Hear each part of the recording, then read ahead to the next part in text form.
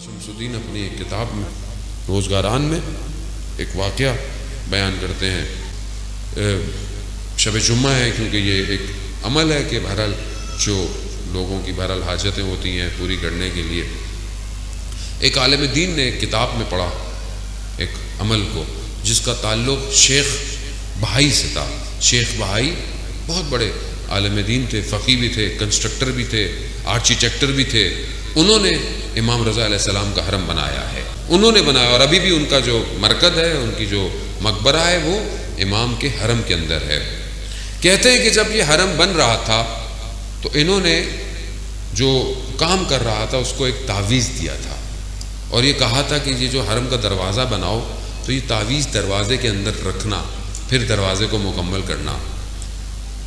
جب وہ واپس آئے دیکھا دروازہ بنا ہوا ہے، کہا تعویذ رکھا؟ کہا نہیں رکھا. کہا کیوں نہیں رکھا؟ جب میں نے آپ کو کہا تھا. کہا جب تعویذ رکھنے کا وقت آیا تو رات کو میں جب سو رہا تھا تو میں نے خواب میں امام کو دیکھا. امام نے کہا کہ یہ تعویذ دروازے میں نہیں رکھنا.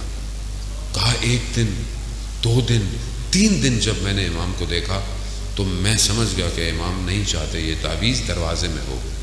تو شیخ بہائی بیٹھ گئے اور گریہ کرنے لگے. کہا کیوں رو رہے ہیں؟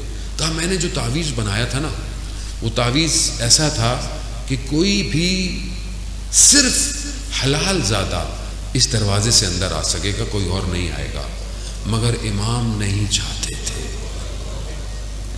کیوں؟ رؤوف ہے، مہربان ہے، یہ امام ہے.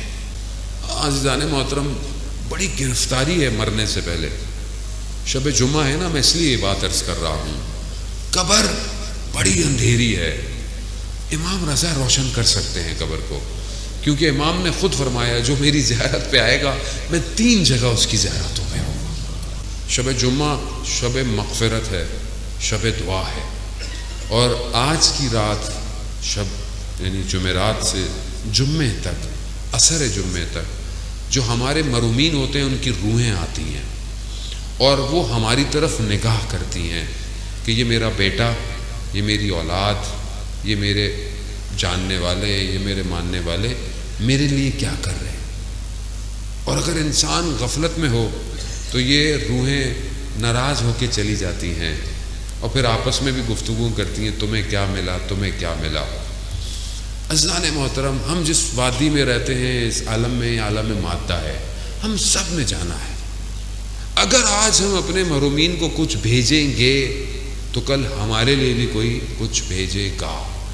کچھ نہیں کر سکتے تو ایک فاتحہ، کچھ صلوات، کوئی درود، کچھ نہ کچھ ضرور دیا کریں، کچھ نہ کچھ ضرور دیں. اور یہ جب دیں گے تو ان کو اسی کی ضرورت ہے. ان کو آپ اگر آپ کوئی خیر نیک کام کرتے ہیں، حتیٰ آپ کہیں پر کوئی ایک سجدگاہ بھی رکھ دیتے ہیں اور لوگ اس پہ سجدے کرتے ہیں، اس کا ثواب بھی انہیں جاتا ہے. کسی کا پیٹ بھر دیتے ہیں بھوکے کا، اس کا ثواب بھی. کسی کو لباس پہنا دیتے ہیں، حتیٰ آپ اگر پتھر کو رستے سے ہٹا دیں کسی کی خاطر کہ نیکی ہے، اس نیکی کا ثواب بھی آپ کے محرومین کو جاتا ہے.